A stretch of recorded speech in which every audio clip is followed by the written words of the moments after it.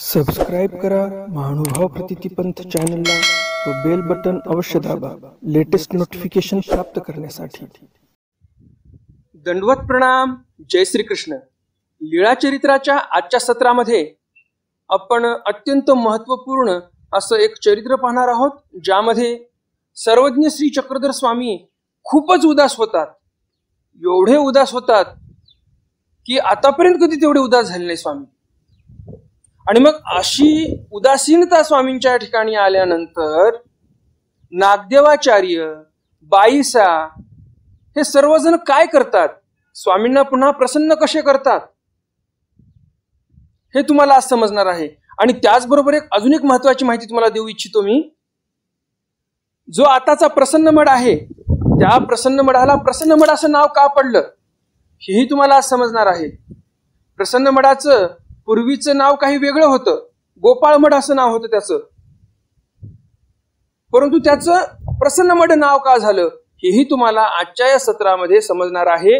आणि त्यामुळे व्हिडिओ शेवटपर्यंत पहा, म्हणजे तुम्हाला सर्व सविस्तर समजेल। स्वामी उदास का झाले, नंतर प्रसन्न कसे झाले आणि त्या गोपाळ मठाला प्रसन्न मठ असं नाव का पडलं हे सर्व सविस्तर तुम्हाला समजणार आहे। तर आजचं सत्र सुरू करण्या अगोदर आपण आजचा तिथीवार जाणून घेऊया आणि नंतर मग आजच्या सत्राला आरंभ करूया। आजचा तिथीवार आहे ज्येष्ठ वद्य प्रतिपदा, प्लवनाम संवत्सर शके 1943, अंग्ल दिनांक 25 जून 2021, युगाब्द 5123। कालच्या सत्रामध्ये मी एक प्रश्न विचारला होता। प्रश्न असा होता, उत्तरार्ध भागातील आपण जे 157वी लीळा पाहिली, त्या लीळेमध्ये आपण जे चरित्र पाहिलं, जे भटा चमरी दंड करणे हे चरित्र आहे ते, तर या चरित्रातून आपल्याला काय शिकायला मिळते, आपण आपल्या जीवनामध्ये काय उतरवलं पाहिजे, त्या चरित्रातून आपण काय शिकलो पाहिजे, हा प्रश्न होता। तुम्हाला काय वाटलं त्या चरित्राच्या संदर्भामध्ये? ज्यांना जे वाटलं त्यांनी तसं कमेंट करावं असं मी म्हटलो होतो। तर बऱ्याच जणांनी कमेंट केलेली आहे। तर कुणी कुणी या प्रश्नाचं बरोबर उत्तर दिलं, त्या सर्वांची नावं आपण व्हिडिओच्या शेवटी पाहणारच आहोत। त्यामुळे व्हिडिओ शेवटपर्यंत पहा। नेहमीच्याच प्रमाणे तुम्हाला आजचंही स्वामींचे चरित्र नक्कीच आवडणार आहे आणि त्यामुळे लगेचच्या व्हिडिओला लाईक करा आणि जास्तीत जास्त आपल्या वाचनिक मंडळीपर्यंत हा व्हिडिओ शेअर करा, म्हणजे त्यांनाही या ज्ञानाचा लाभ होईल। तर जास्त उशीर न करता चला तर आज काही नवीन ज्ञानार्जन करूया। दंडवत हो। मी ईश्वरदास महानुभाव सर्वांचं स्वागत करतो आपल्या महानुभाव प्रतिपंथ या युट्यूब चॅनलमध्ये। आजचा लीळा क्रमांक आहे लीळा चरित्र उत्तरार्ध, लीळा क्रमांक 158। दिगांबर श्रीमूर्ती श्री प्रभू वस्त्र स्वीकारू। दिगांबर श्रीमूर्ती, स्वामींची श्रीमूर्ती कशी होती? दिगांबर। आणि अशा परिस्थितीमध्ये स्वामींनी श्री प्रभू वस्त्र स्वीकारू, श्री प्रभू महाराजांपासून जे वस्त्र आलं होतं, परमेश्वरपुरावरून जे वस्त्र आलेलं होतं, त्या वस्त्राचा स्वीकार स्वामींनी केला। कशा प्रकारे स्वीकार केला, कोणी ते वस्त्र ओळगवलं स्वामींच्या ठिकाणी, हे सर्व आपण समोर सविस्तर चरित्रामध्ये पाहणारच आहोत। तुम्ही व्हिडिओ फक्त शेवटपर्यंत पहा, म्हणजे तुम्हाला इत्यंभूत सविस्तर माहिती कळेल, इत्यंभूत माहिती होईल तुम्हाला या चरित्राविषयी आणि तुमच्या ज्ञानामध्ये बराच काही भर पडणार आहे जर तुम्ही व्हिडिओ शेवटपर्यंत पाहिला तर। उन्हाळे दिस एकुदी बाईसी गोसावियांसी उदयासीची पडदनी ओळगविली। उन्हाळे दिस म्हणजेच उन्हाळ्याचे दिवस होते आणि बाईसांनी सकाळी सकाळी स्वामींना पडदणी दिलेली आहे। पडदणी म्हणजे काय? टॉवेल सदृश्य एक कपडा। स्वामी आंघोळ करण्याच्या वेळेस प्रावरण करायचे, तर तो कपडा दिलेला आहे बाईसांनी स्वामींना। मर्दना झाली, स्वामींची मर्दना झाली व्यवस्थित, उठणं लावून तेल लावून। मादणे झाले, मादणे झाले म्हणजे आंघोळही झालेली आहे। बाईसे वस्त्रे आणाव्या गेली, बाईसा कपडे आणण्यासाठी गेल्या। तव गोसावी पडदनी प्रत्येजुनी पूर्वा मुखा मढा बीजे केले। जेव्हा बाईसा वस्त्र आणण्यासाठी गेलेल्या होत्या तेव्हा स्वामींनी काय केलं, ते पडदणी जी होती ते पडदणी टाकून दिली आणि जे पूर्वामुखा मडा म्हणजे त्या गोपाळ मडामध्ये देव गेलेले आहेत. पाठभेदाने त्याला केशव मढई असं बोलतात. अग्न कोणी पूर्व पश्चिम ओटा, त्या मढाच्या आग्नेय दिशेला पूर्व पश्चिम असा ओटा होता. आग्नेय दिशा म्हणजे कोणती? पूर्व आणि दक्षिण या दोन दिशेमध्ये जी दिशा आहे त्याला आग्नेय दिशा असं बोलतात. तर त्या आग्नेय दिशेला एक पूर्व पश्चिम ओटा होता. तेथ गोसावी उताणी श्रीमूर्ती ऐसा पहुडू स्वीकरिला. स्वामी उताने तिथे पहुडलेले आहेत. वक्षस्थळावरी दोन्ही श्रीकर, वक्षस्थळावर दोन्ही हात होते छातीवर. बाहुल्ये बाईसावरी उदास्य स्वीकरिले. बाहुल्य चरित्रकार म्हणतात बहुतांश स्वामी हे बाईसावरच उदास झालेले आहेत असं चरित्रकार आपल्याला सांगतात. ऐसे म्हणजे असं म्हणावं, बाईसे वस्त्रे घेऊन आली. बाईसा वस्त्र घेऊन आल्या. कुठे आल्या? जिथे स्वामींनी स्नान केलं होतं, जिथे मादने झालेलं होतं त्या ठिकाणी बाईसा वस्त्र घेऊन आलेल्या आहेत. तव गोसाविया ते नेदखतीची. बाईसा येऊन पाहतात तर तिथे स्वामी नाहीत. आणि गजबजिली. आणि बाईसांना काय करावं काही समजायला मार्ग नव्हता. घाबरल्या बाईसा की स्वामी कुठे गेले. बाबा एक येऊते बीजे केले. बाईसाच्या मनामध्ये प्रश्न यायला लागला की बाबा एकदम अचानक कुठे निघून गेले. म्हणून बोबाओ लागली. आणि म्हणून बाईसा बोबाओ लागली म्हणजे बोंबाबोंब करायला लागलेल्या आहेत, म्हणजेच आरडाओरडा करायला लागलेल्या आहेत. तव गोसावियाची श्रीचरणीचा मागू देखिला. तेव्हा बाईसांना काय दिसलं? स्वामींच्या श्रीचरणाचा मागू देखिला म्हणजे माग त्यांना दिसला. स्वामींनी नेमकीच आंघोळ केलेली होती आणि त्यामुळे स्वामींचे पाय ओले होते आणि ओल्या पायाने स्वामी गेलेले आहेत, म्हणजेच स्वामींच्या पायाचे ठसे तिथे उमटलेले आहेत. स्वामी ज्या ज्या दिशेला गेले आणि जिथे कुठे गेले असतील त्या त्या दिशेने असे ओले ओले स्वामींचे पायाचे ठसे दिसत होते बाईसांना. असा तो मागू देखिला म्हणजे बाईसांनी हा माग पाहिला. मग गोसाव्यांच्या श्रीचरणापासोनी मागू निघाला. तेने मागे मागे आली. स्वामींच्या श्रीचरणापासून जो मागू निघाला म्हणजे जे ठसे पडलेले होते ओले पायाचे त्या मागावर बाईसा गेल्या. तव गोसाव्यांची उताणी श्रीमूर्ती पहुडू. स्वामी उताणे झोपलेले होते त्या गोपाळ मडामध्ये त्या ओट्यावर. वक्षस्थळावरी दोन्ही श्रीकर, छातीवर दोन्ही हात होते स्वामींचे. आणि बाईसे भियाली.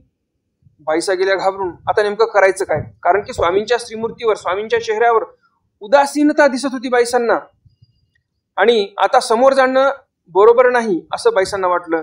बाईसा घाबरायला लागल्या. भट उंच मढी काही नेणो म्हणिये करीत होते ते नेणो. भट्टोबास उंच मडामध्ये काहीतरी काम करत होते. कोणतं काम करत होते ते नेणो म्हणजे माहिती नाही असं चरित्रकार बोलतात, परंतु काहीतरी काम उंच मडामध्ये भट्टोबास करत होते. बाईसे उंच मढा आली. बाईसा आल्या उंच मडामध्ये आणि म्हणितले. आणि बाईसा येऊन भट्टोबासांपाशी म्हणतात धावा धाव धाव नागदया. नागदया धाव धाव. बाबा ये उदास्य स्वीकरिले. बाबांनी उदास्य स्वीकारलेला आहे. आणि भट्ट आले आणि भट्टोबास आले. पाहिले. भट्टोबासांनी पाहिलं. तव श्रीमूर्तीवरी उदास्य स्वीकरिले देखिले. भट्टोबासांच्या लक्षात आलं की स्वामींच्या श्रीमूर्तीवर उदासीनता आहे. स्वामींनी उदास्य स्वीकारलेला आहे. आता काही पाकी जे. भट्टोबास पण विचार करायला लागले आता काय करावं बरं. स्वामी तर खूप उदास झालेले आहेत. आता काय करावं? काही उपाय सुचायला तयार नाही. भट्ट विचारू लागले. भट्टोबास विचार करायला लागलेले आहेत की नेमकं काय करू आता मी. असं जर जावं स्वामींसमोर तर तेही बरोबर नाही. स्वामी उदास आहेत. अजून स्वामी उदास होऊन जातील. मग आता करावं काय? प्रत्येक पाऊल आता फार ध्यान देऊन टाकावं लागणार आहे. त्यांना जे काही त्याच्यावर उपाय करायचा आहे तो फार सावधानतेने उपाय करावा लागणार आहे भट्टोबासांना. आणि म्हणून भट्टोबास विचार करायला लागलेले आहेत. मग म्हणितले. आणि मग भट्टोबास म्हणतात बाई परमेश्वर पुरी हुनी दुटी आणली असे ते आणापा आरुती. भट्टोबास म्हणतात बाई जी दुटी आलेली आहे परमेश्वरपुरावरून ती घेऊन या बरं. बाईसे दुटी घेऊन आली. बाईसा दुटी घेऊन आल्या. भटाचा हाती दिधली. भटोबासांच्या हातात दिली. भट घेऊन आले. भटोबास घेऊन आले. भटी आपुले अंग लपविले. कुशलता कशी आहे बघा तुम्ही. वेळ प्रसंग पाहून माणसाने कशी कुशलता करावी हे आपल्याला इथे भटोबासांकडून शिकायला मिळते. भटोबास एकदमच उद्धटासारखे अकुशळासारखे असे गेले नाही स्वामींसमोर. भटोबासांनी काय कुशलता केली. ज्यावेळेस बाईसांनी ते परमेश्वरपुरावरून आलेली दुटी भटोबासांच्या हाती दिली त्यावेळेस भटोबासांनी जी कुशलता दाखवलेली आहे ती खूप महत्वाची आहे. काय केलं भटोबासांनी. भट घेऊन आले. बाईसांनी भटोबासांच्या हातात दुटी दिली. कपडा दिला. ते वस्त्र जे काही उपरण्यासारखं मोठं होतं ते भटोबासांनी हातात घेतलं. भटी आपुले अंग लपविले. मग दुटी दाखविली. भटोबासांनी त्या परमेश्वरपुरावरून आलेल्या वस्त्राच्या मागे सर्व अंग आपलं झाकून घेतलं. स्वतःला दिसूच दिलं नाही स्वामींना.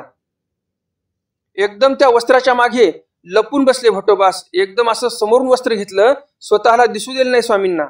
कारण स्वामी उदास आहेत. स्वामींना प्रसन्न करायचं आहे. आपण जर दिसलो तर कदाचित स्वामी उदास होतील. आणि म्हणून फक्त श्रीप्रभू महाराजांच्या जे सेवा संबंधाला जे वस्त्र गेलेलं होतं, श्रीप्रभू महाराजांनी जे वस्त्र वापरलेलं होतं ते वस्त्र म्हणजे प्रसादवत आहे. प्रसादच आहे ते. प्रसादवत म्हणायचं काय गरज आहे आपल्याला. तर ते वस्त्र प्रसाद आहे. जे गोविंदप्रभू महाराजांच्या उपयोगामध्ये वस्त्र गेलेलं आहे ते वस्त्र प्रसाद आहे. आणि मग तो जो वस्त्र प्रसाद आहे तेवढा मोठा तो भटोबासांनी एकदम समोर धरला. स्वतःचं अंग काही दिसू दिलं नाही. आणि काय म्हणतात भटोबास. मग दुटी दाखविली. भटोबासांनी फक्त स्वामींना ती दुटी दाखवली दुरूनच. जी जी प्रसादू स्वीकरी जो जी. भटोबास असं म्हटले नाही की वस्त्र स्वीकार करा. असं नाही म्हटले. काय म्हणतात भटोबास.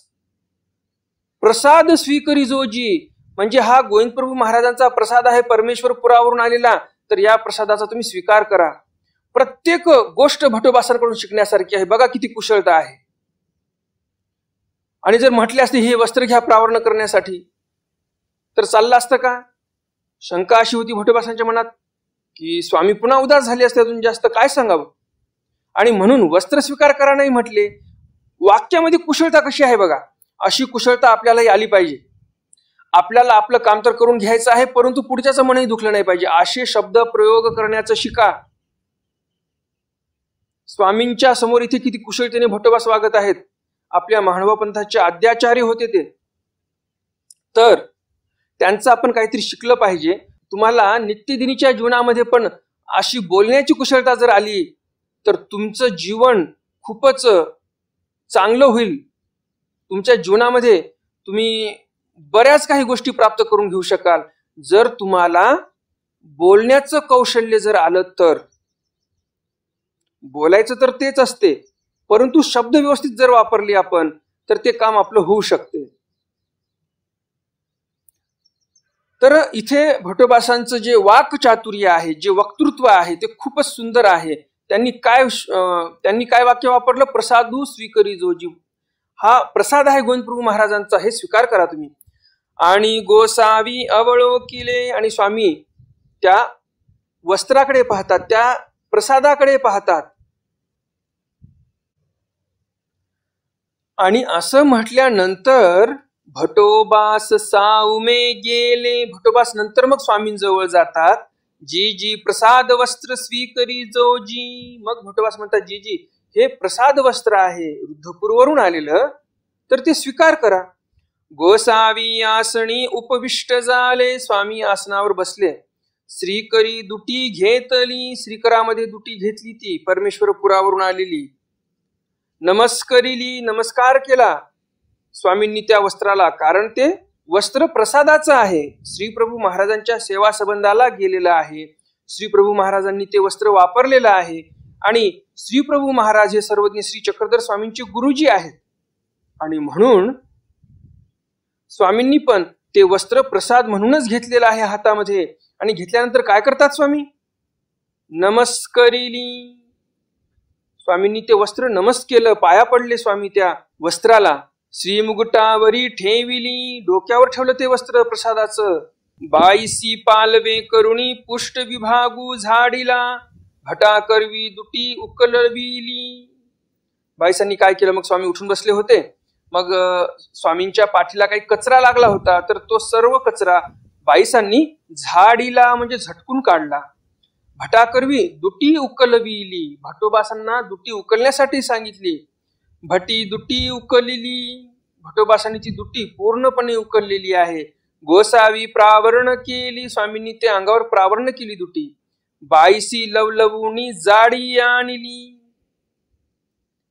बाईसांनी काय केलं, लवलवुनी म्हणजे गडबडीने धावत पळत जाऊन जाडी आणली. जाडी म्हणजे काय, जे ओट्यावर बसण्यासाठी आसन होतं स्वामींचं, जाड असं वस्त्र, त्याला आपण घोंगडं म्हणू शकतो किंवा गोदडं म्हणू शकतो.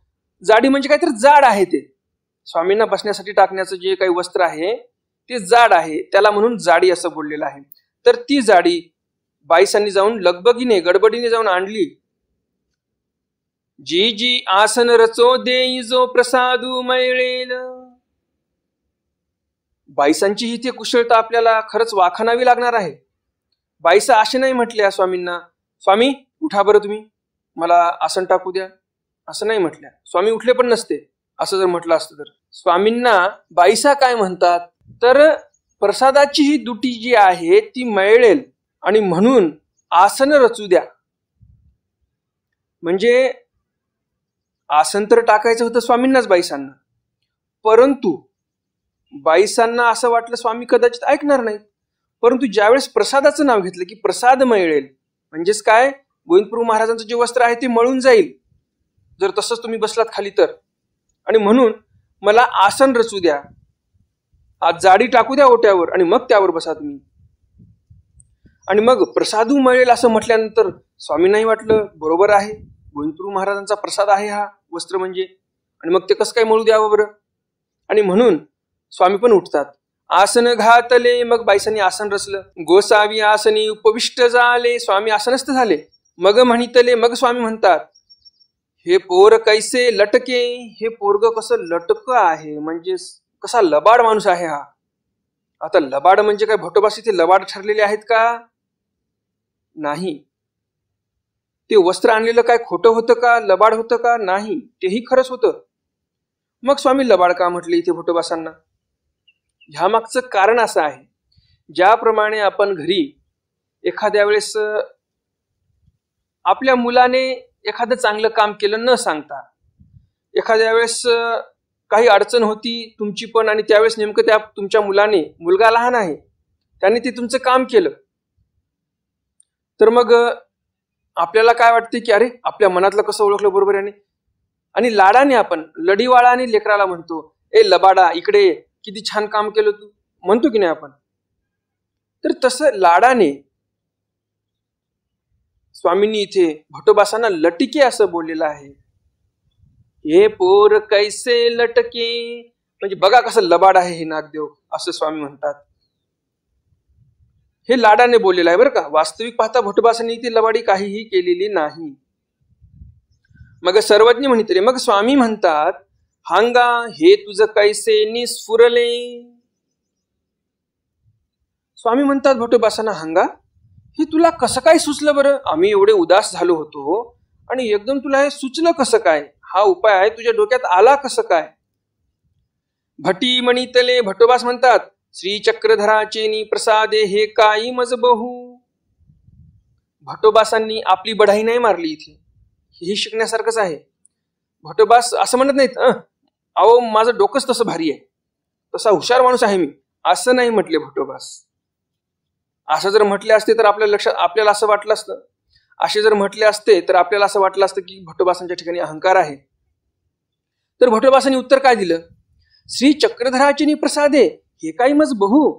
अहो सर्वज्ञ श्री चक्रधर स्वामींच्या मी सन्निधानामध्ये असतो, सर्वज्ञ श्री चक्रधर स्वामींचा सर्व कृपा प्रसाद आहे माझ्या ठिकाणी, जे काही कुशलता आहे, जे काही माझ्या ठिकाणी कार्यकौशल्य आहे, हे सर्व स्वामींचा प्रसाद आहे. आणि एवढ्या मोठ्या परमेश्वर अवताराच्या सन्निधानामध्ये मी असतो, तर या परमेश्वर अवताराच्या सन्निधानामध्ये जे काही मला कृपा प्रसाद मिळालेला आहे तर या परमेश्वर अवताराच्या सन्निधानामध्ये मला जे काही कृपा प्रसाद मिळालेला आहे त्याच्या पुढे हे मला जे उपाय सुचला हा काय फार मोठा आहे का? नाही, छोटाच आहे. हे सर्व मला जे सुचलं ते चक्रधर स्वामींच्या कृपा प्रसादानेच सुचलेलं आहे असं भट्टोबास इथे म्हणतात. सर्वज्ञ म्हणितले स्वामी म्हणतात, विधी करिता विधी स्फुरे, विधी अविधी ते परिहरे. स्वामी म्हणतात विधी करिता विधी स्फुरे. विधी जर करत राहिलात तुम्ही तर तुम्हाला विधीच स्फुरणार, विधीच आठवणार. एक विधी केला तर तुम्हाला दुसरा विधी प्राप्त होणार, तोही विधी तुम्ही करणार. म्हणजे चांगलं कर्म करत राहिलात तुम्ही तर चांगलंच होत राहणार. पुण्याचे काम करत राहणार तुम्ही तर तुम्हाला भविष्यामध्ये पुण्यच पुण्य मिळत राहणार. हे स्वामींना इथे सांगायचं आहे. विधी करिता विधी स्फुरे म्हणजे तुम्ही देवधर्म करत राहिलात तर एका लागोपाठ एक तुम्हाला देवाचेच विधी प्राप्त होतील. विधी अविधी ते परिहरे. अजून काय फायदा आहे? असे जर तुम्ही विधी आचरत राहिलात तर हा विधी जो आहे तो अविधीचा पण परिहार करतो. जे काही तुमच्याकडून अविधी घडले असतील, जे काही दोष असतील त्याचाही परिहार, त्याचाही नाश हा विधी करू शकतो. तुम्ही जर व्यवस्थित परमेश्वराचे विधी आचरत असणार तर. या उपरी भटी म्हणितले. या उपरांत भट्टोबास म्हणतात, जी जी प्रसाद सेवे तव काही होय. भट्टोबास म्हणतात जी जी प्रसाद सेवा केल्यानंतर काय होते बरं? सर्वज्ञ म्हणितले. यावर स्वामी म्हणतात, प्रसाद सेवे तो पुरुष धर्मी दक्ष होय. प्रसाद सेवा जर केली तर हा पुरुष धर्माच्या ठिकाणी दक्ष होतो. धर्म आचरण्यासाठी त्यामध्ये दक्षता येते, तो सक्षम होतो धर्म आचरण्यासाठी. एवढी प्रसादाची महिमा आहे. ईश्वरी आरती उपजे. ईश्वराच्या ठिकाणी आरती पण उत्पन्न होते. ईश्वराला तुम्ही म्हणणार देवा तुची व्हावा, तुची भेटावा, याला आरती म्हणतात. तर अशी आरती तुमच्या मनामध्ये पण निर्माण होणार. एवढं महत्वपूर्ण आहे प्रसाद सेवा करणे असं स्वामी इथे सांगत आहेत. अविधी परिहारे. पुन्हा अविधीचाही परिहार होतो असं स्वामी पुन्हा भट्टोबासांना प्रसाद सेवेचं महत्व सांगतात. अजून काय होते फायदा प्रसाद सेवा केल्याने? विघ्ना उपशांती होय. तुमच्यावर काही जर विघ्न येत असतील तर त्या विघ्नाची पण उपशांती होते. म्हणजे ते विघ्न पण नासून जातात, नष्ट होतात. तुम्हाला त्या विघ्नांचा काही एक त्रास होत नाही जर तुम्ही व्यवस्थितपणे विधीमध्ये राहून प्रसाद सेवा करत असाल तर, आणि विधी आचरण करत असाल तर. विधी सबीज होय. अजून काय फायदा होतो प्रसाद सेवेचा? विधी सबीज होय म्हणजे जे काही तुम्ही विधीचं आचरण करत आहात तो विधी सबीज होय म्हणजे त्या विधीचा तुम्हाला पुरेपूर फायदा होतो आणि सबीजता त्यामध्ये येते.